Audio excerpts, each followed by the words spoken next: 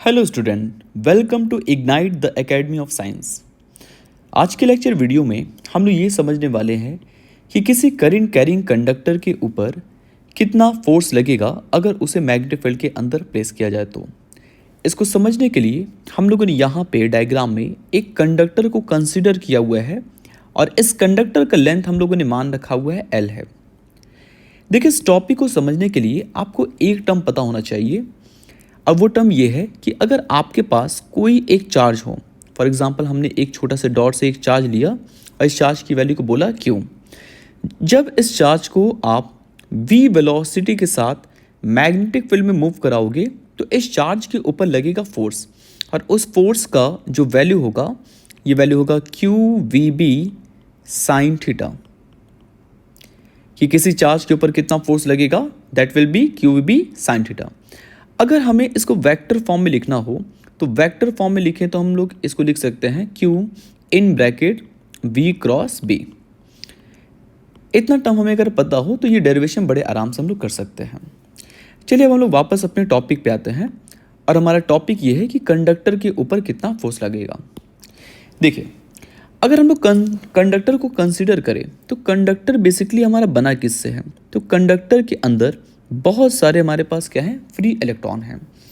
यहाँ पे हम लोगों ने एक इलेक्ट्रॉन को कंसीडर किया, लेकिन अगर बात करें तो कंडक्टर में केवल एक इलेक्ट्रॉन हमारे पास नहीं है, हमारे पास ऐसे बहुत सारे हजारों लाखों इलेक्ट्रॉन होंगे इन कंडक्टर के ऊपर। क्योंकि जब इसमें करंट कुछ फ्लो करेगा, फॉर एग्जांपल हमने मान लिया कि इस वायर में इलेक्ट्रिक करंट I फ्लो कर रहा है, तो आप कह सकते हो कि जो इलेक्ट्रॉन्स है, इलेक्ट्रॉन क्या है हमारे, क्या इलेक्ट्रॉन हमारे फ्री चार्जेस हैं? बिल्कुल, हमारे इलेक्ट्रॉन जो हैं ये फ्री चार्जेस हैं। और जब करंट हमारा फ्लो करेगा तो इलेक्ट्रॉन भी मूव करेगा, और हमने ये पढ़ रखा हुआ है कि जब भी कोई चार्ज मूव करेगा उसके ऊपर क्या लगेगा, फोर्स, जिसका मैग्नीट्यूड होगा QVB साइन थीटा। तो अब हमें यहाँ पे ये देखना है कि कितना फोर्स लगेगा। तो समझिए इस चीज़ को कि यहाँ पे एक इलेक्ट्रॉन हमने कंसिडर किया, ऐसे इसमें बहुत सारे इलेक्ट्रॉन्स होंगे, और जब आप इसको मैग्नेटिक फील्ड में रखोगे तो हर इलेक्ट्रॉन के ऊपर फोर्स लगेगा। एग्जाम्पल के तौर पे मान लीजिए कि आपके पास एक इलेक्ट्रॉन है, केवल एक इलेक्ट्रॉन है, और एक इलेक्ट्रॉन के ऊपर लगने वाला जो फोर्स है वो 1 न्यूटन। और हम कहते हैं कि हमारे पास ये जो कंडक्टर है, इस कंडक्टर में टोटल 1000 इलेक्ट्रॉन है। तो क्या आप बता सकते हैं कि कंडक्टर के ऊपर टोटल कितना फोर्स लगेगा? तो बिल्कुल बता सकते हैं कि 1 इलेक्ट्रॉन एक इलेक्ट्रॉन के ऊपर हुआ तो टोटल इलेक्ट्रॉन के ऊपर लगने वाला जो फोर्स हुआ वो हमारा कितना हो गया, 1000 न्यूटन। तो हमारा यहाँ पे कॉन्सेप्ट ये बना कि हम लोग यहाँ पे एक इलेक्ट्रॉन के ऊपर लगने वाला फोर्स कैलकुलेट करेंगे। उसके बाद टोटल जितने भी हमारे पास इलेक्ट्रॉन हो, 1000 हो, 1 लाख हो, जितने भी इलेक्ट्रॉन हो, टोटल नंबर ऑफ इलेक्ट्रॉन से आप मल्टीप्लाई कर देंगे तो हमें टोटल फोर्स मिल जाएगा जो कि कंडक्टर के ऊपर लगेगा। अब आगे देखते हैं हम लोग। देखिए, अगर हम लोग बात करें तो एक इलेक्ट्रॉन के ऊपर कितना फोर्स लगा, फोर्स ऑन 1 इलेक्ट्रॉन, कि एक इलेक्ट्रॉन के ऊपर कितना फोर्स लगेगा। तो सबसे पहले आप यहाँ पे फोर्स के लिए फॉर्मूला लिखते हैं, इसको हम लोग रिप्रेजेंट करेंगे स्मॉल f से। तो फोर्स का फॉर्मूला होता है हमारा F vector is equal to Q in bracket V cross B vector. ये बना हमारा फोर्स का फॉर्मूला। अच्छा, यहाँ पे V जो है ये हमारा वेलोसिटी है। अगर इलेक्ट्रॉन की बात करें तो इलेक्ट्रॉन हमारे किस डायरेक्शन में जाता है, इलेक्ट्रॉन का डायरेक्शन होता है जिस डायरेक्शन में करंट फ्लो करेगा उसके बिल्कुल अपोजिट। इसका मतलब अगर इलेक्ट्रिक करंट का डायरेक्शन हम लोग एक्स एक्सिस के प्लस में मान रहे हैं तो इलेक्ट्रॉन का जो फ्लो का डायरेक्शन होगा इसके बिल्कुल अपोजिट होगा। और इलेक्ट्रॉन का जो वेलोसिटी होता है, इस वेलोसिटी का नाम क्या होता है, इसको बोलते हैं हम लोग ड्रिफ्ट वेलोसिटी।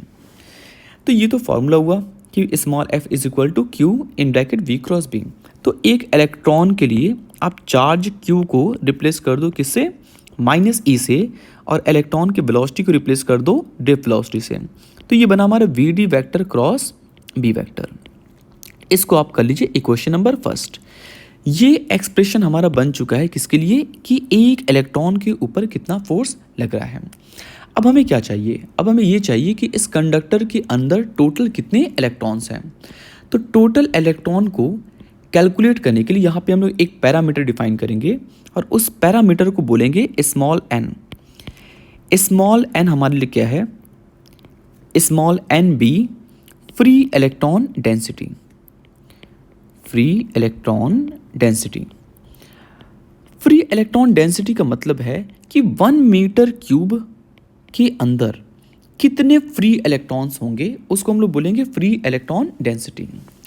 अगर हमें टोटल इलेक्ट्रॉन निकालना हो तो सोचिए आप क्या करोगे। यहाँ पे टोटल इलेक्ट्रॉन निकालने के लिए क्या किया जाएगा? तो हमें टोटल इलेक्ट्रॉन निकालने के लिए 1 मीटर क्यूब का पता है कि 1 मीटर क्यूब में n है।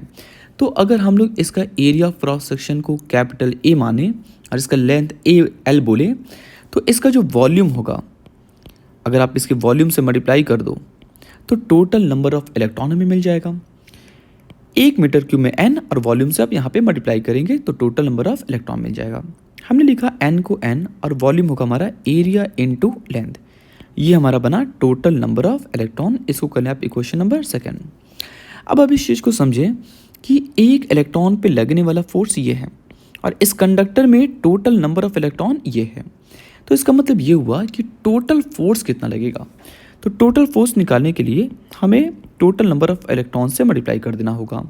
तो टोटल फोर्स ऑन कंडक्टर, और ये हमारा टोटल फोर्स निकल जाएगा। इसको हम लोग रिप्रेजेंट कर देते हैं कैपिटल F से। तो कैपिटल F की वैल्यू हो जाएगी total number of electron into force acting on 1 electron. Capital N का वैल्यू पुट कर देते हैं हम लोग। ये बना NaL और एक इलेक्ट्रॉन पे लगने वाला फोर्स है -E in bracket VD vector cross B vector. ये बना हमारा टोटल फोर्स। फिर आगे देखते हैं। देखिए यहाँ पे ये जो L है, L वाला टर्म, और ये जो VD है, इस माइनस साइन के साथ इसको आप अंदर यहाँ पे भेज दें। यहाँ पे एक छोटा सा ट्रिक है, उसी ट्रिक को हमें समझना है। N और हमने लिया यहाँ पे EA और माइनस साइन और L को आप VD के साथ लिखते हैं तो ये बनेगा -L into VD vector cross B vector. अब आगे देखिए, इसको कर लीजिए आप इक्वेशन नंबर 3। और यहाँ पे इक्वेशन नंबर 3 में एक छोटा सा ट्रिक है।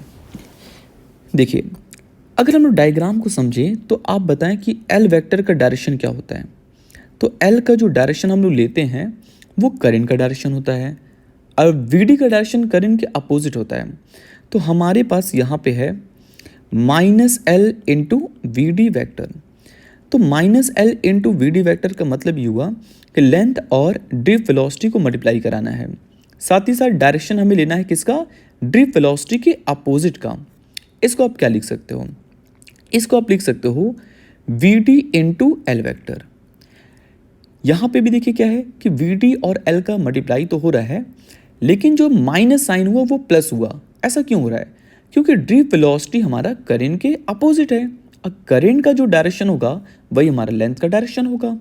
तो -L इंटू VD वेक्टर को हमें लिखना होगा VD इंटू L वेक्टर। तो देखते हैं हमारा इक्वेशन नंबर 3 क्या फॉर्म लेता है।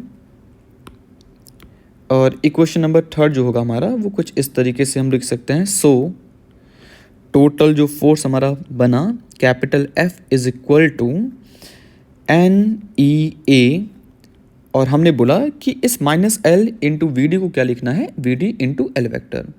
तो ये बना VD into L vector cross B vector. अब इस VD को आप इस ब्रैकेट के बाहर निकाल लें। आप इसको लिख सकते हैं NEA VD और इन ब्रैकेट बना L क्रॉस B वेक्टर। अब आप इस टर्म को देखिए ध्यान से, ये जो फॉर्मूला बना है यहाँ पे NEAVD। अब याद करें कि NEAVD हमारा किसका एक्सप्रेशन हुआ करता है। तो आपको याद आएगा कि ये जो NEAVD है ये बेसिकली हमारा इलेक्ट्रिक करंट के लिए फॉर्मूला होता है। तो vector F is equal to I in bracket L cross B vector. ये बना हमारा फोर्स के लिए फॉर्मूला।